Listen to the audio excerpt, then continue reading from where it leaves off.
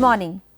Welcome to the last lecture of this ongoing online course on sustainable architecture, and I congratulate you on completing all the lectures of this course and coming to this point where you are attending the last lecture of this course.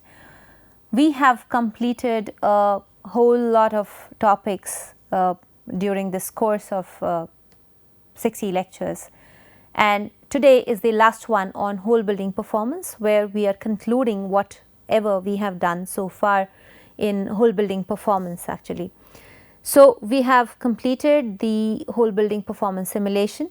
We have also completed the daylight simulation, and to tell you very honestly, the last 9 lectures, or rather last 8 lectures on whole building performance, which I have been telling you, was a more tedious and difficult process. So, today what I am going to tell you is the simpler process, which has been made simpler just by virtue of the tool itself.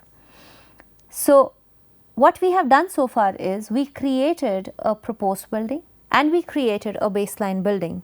We averaged the baseline building's performance by rotating it to the 4 different orientations, and then we compared the performance of proposed building with that of the average of base building. That was for compliance. We also did a variation in adding the energy conservation measure to the proposed building, and we checked whether it is worth adding a particular energy conservation measure. That was for a payback analysis. We can do a payback analysis through that.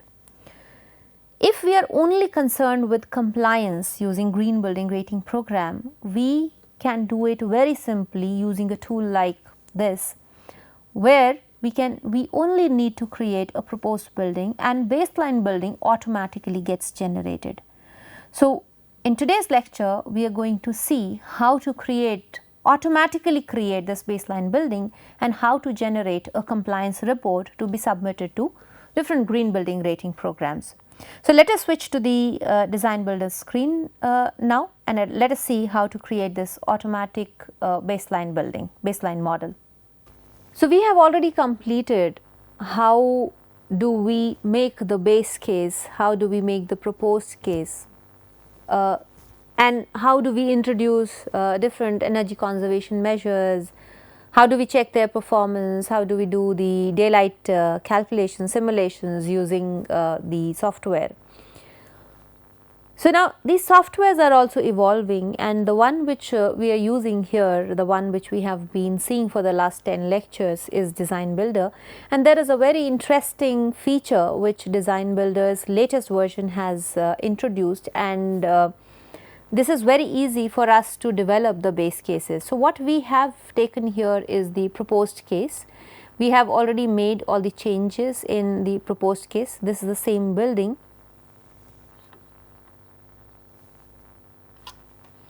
So, we already have the proposed case here. The only thing which we have to do while we are intending to develop a base case out of a proposed case is that when we are starting to create the file, we select this mandatory energy code, whatever the reference code is.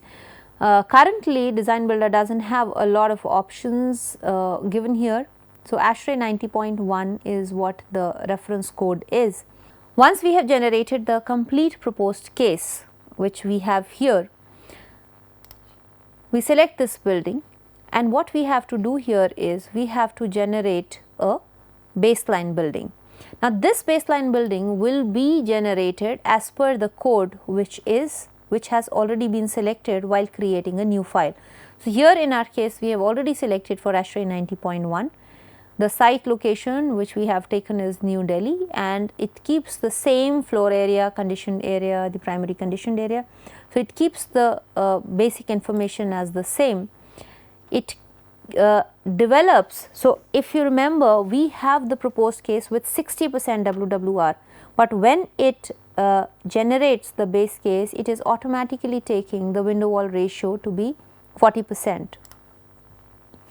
The next, it designs the lighting system for us, taking the lighting power density, and it does it using space use classification. So, the lighting power density here has automatically changed to 10.5, which if you remember in the proposed case we had given to be 7.6.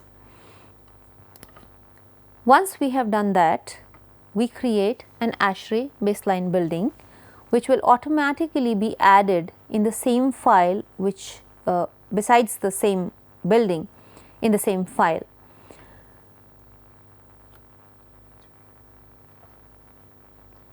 So, once we have this, now you can see that it has automatically created a baseline building. You can see that in this baseline building there are no shading devices added, while in the proposed case we had already added the shading devices. In proposed case we had 60% WWR, while in the base case the WWR has been reduced to 40%. And not just these, but if we go and check in detail, the automatically the specifications for the walls have been changed. If you remember, the specification for the external wall, the template that we had taken was ECBC wall, copy of ECBC wall. All of this has been changed to take it directly from ASHRAE 90.1, the specifications which are available, prescriptive values which are available in ASHRAE 90.1. If we look at the HVAC system, so this HVAC system, it gives us the information related to the baseline HVAC system, and it allows us to select. Here it is from the proposed building, automatically coming from the proposed building, and we select.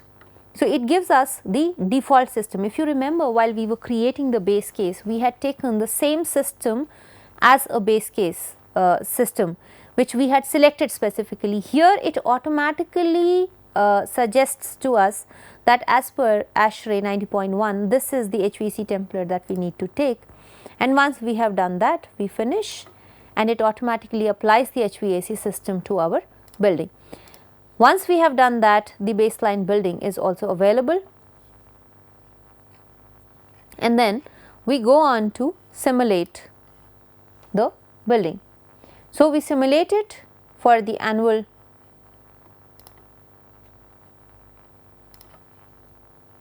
So, we simulate it for an year, for a complete year, and we go to the ASHRAE 90.1 calculations here, and we update the data.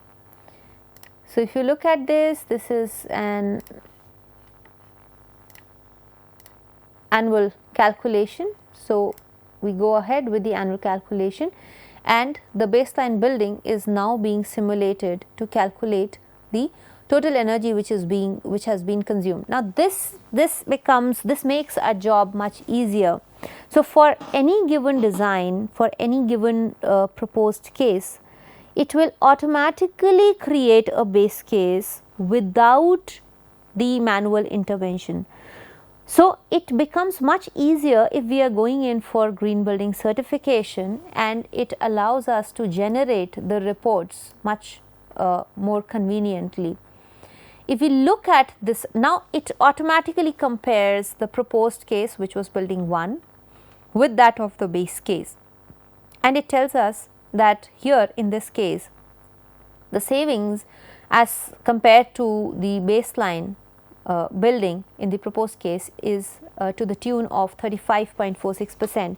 Now, you might be wondering that when we took the same proposed case, why did the saving percentage change? Actually, if you look at the proposed case here, what we have taken is slightly different from what we had in the previous lectures. So, this proposed case is slightly changed from what we had, otherwise the values would have come exactly the same. So, we do not have the zones here currently, we do not have the exact design of the same building, but it is largely the same. So, if we go again to look at these results, we can see that just by creating the proposed case, it automatically generates this base case here.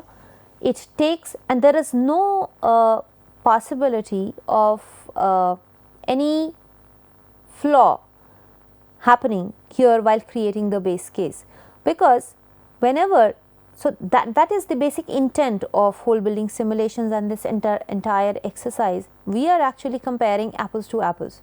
This is, none of these two buildings is a real building. These are both simulated cases. The only thing is, what we are doing here is we are keeping all the parameters, the external factors as the same. So, the weather data files remains the same. So, both the cases which are hypothetical cases in literal sense are being subjected to the same environmental conditions. They are being simulated using the same equations, they are being simulated using the same parameters which affect, and then their performances are being compared simultaneously. So, the moment we are comparing these two under the same experimental setup, we automatically get to know whether this proposed case is better or not. Unfortunately, sometimes if we are making the base case building, the baseline building manually, we might make human errors. We might commit certain mistakes while assigning the specifications to, say, the walls, the roofs, the U values, the window wall ratio. We might just humanly make some errors, and those errors might be reflected in the performance of the baseline building, and there we might not really be showing what exactly is the saving of proposed case over the baseline building. So, if we look at that, this becomes quite easy and interesting. So, if I have to concise it, if I have to put it in a concise format, this is what we can understand. So, we work only on the proposed building model. We do not make the baseline model manually. Whatever is the proposed building model, it automatically generates a baseline model. The only thing we have to remember is, while we start to make the proposed building model, we just have to select the reference code. And once we have selected the reference code and we have completed making the proposed building, we just have to click a button, select certain basic parameters, tick them, and then we get a baseline building available here, made available here. And then we generate the HVAC for this baseline model, and then it automatically does the simulation of the proposed case and the rotated baselines. So, what we did manually, like rotating the base case to 90 degree, 270 degree and 180 degrees, it will automatically do it, calculate it, average it out and give us the result in the form of the performance of the proposed and the base case buildings, the baseline results. It automatically puts them in a comparative format and tells us how much of the saving has been achieved, and not just that it tells us how much of the savings have been achieved, it also tells us the different heads under which the energy is being consumed and how the energy has been saved. So, if you look at this on heating or on cooling rather, a lot of energy has been saved. This was only because of selecting a very good HVAC system in the proposed case, if you remember. Some energy has also been saved towards the interior lighting. So, it very clearly tells us the different heads under which the energy is being saved and also consumed. So, we can see very clearly that where is it making the difference. So, what parameters, what changes in the proposed building are bringing about this difference in the energy consumption, energy savings. And then we can also go ahead and make some more changes based upon this comparison, that where exactly energy is being saved and where we need to save more energy, or where there is a possibility of saving more energy. So, with this we will be able to generate a baseline model, compare the proposed and baseline, and it helps us to develop the LEED documentation as is required for the compliance using LEED for LEED certification for any building. So, it becomes a complete tool So it becomes a complete tool and much easier and very high on productivity. So all we have done is we have reduced our work tremendously to making only the proposed building model, and all others which we saw earlier, all others have been taken care of by the tool, and we also have the lead documentation ready in the form of a submittal, a report which can directly be submitted. So this helps us to increase the productivity and also the accuracy, where there is no manual intervention in making the baseline building, or there is no possibility of the results being different from what they should ideally have been in case of the baseline building. So with this, we have completed the module on whole building simulation tool. We have seen how to start with making a baseline building and a proposed building manually, to how to do it automatically using the tool, and also to generate the documentation. With this, we also come to the end of our course, which was on sustainable architecture, and starting from the theory of sustainability and gradually moving on to sustainable built environment and sustainable architecture, and getting into the details of how green buildings can be made and what are the environmental parameters which need to be considered, what are the compliance criteria, what are the different strategies. We moved on to this learning of this whole building simulation software.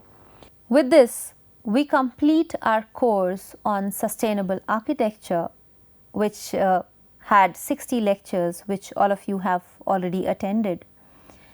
And during the course of these 60 lectures, we have covered a vast variety of topics.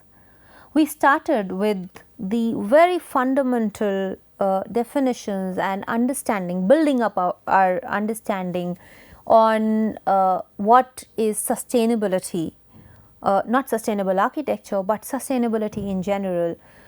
How did we start talking about sustainability? So the historic origins of sustainability, the discussion around sustainability, how the definition of sustainability changed from period to period, from time to time, and what it is currently understood as today. And then we moved on to sustainable architecture, how sustainable architecture definitions have changed, and how our understanding of sustainable architecture has changed over the course of time. We compared sustainable architecture with that of traditional architecture, and then we moved on to go deeper into how do we create sustainable architecture, sustainable buildings. What do they really mean? What all is required to design them, to construct them, to operate them? So we read about the climatic parameters, we read about the different strategies, the passive design strategies, and then we moved on to more contemporary strategies, for example, selection of materials, selection of appliances, selection of equipment, the design of it, and then we moved on to very efficient and robust tools like whole building performance, which enable us to evaluate the performance of a building holistically, taking into account all of it as far as its energy performance is concerned. So this whole building performance tool was mainly to evaluate the building's energy performance, and we looked at the different options that we can have while we want to simulate the building, what are the different measures that we can incorporate, and how we can evaluate the performance of the building. And with this discussion on whole building performance, we conclude our course as a holistic course. I hope you all have enjoyed being part of this course, and I hope that this course would have proved to be useful to you. You will soon be entering into the examination for this course, and you would have already completed all the tutorials that you got each week for this course. and I am sure if you have diligently worked, you would have understood the course and you would score really well in the exam. So, all the best to you for appearing in the exam and for taking the exams, which will be held very shortly. You will be knowing about it soon. Kindly do not hesitate in contacting us if you have any queries, if you want to ask us any questions. We would be happy to respond back to you, and all the best once again for your exams. Thank you again for being a part of this course. Thank you. Bye-bye.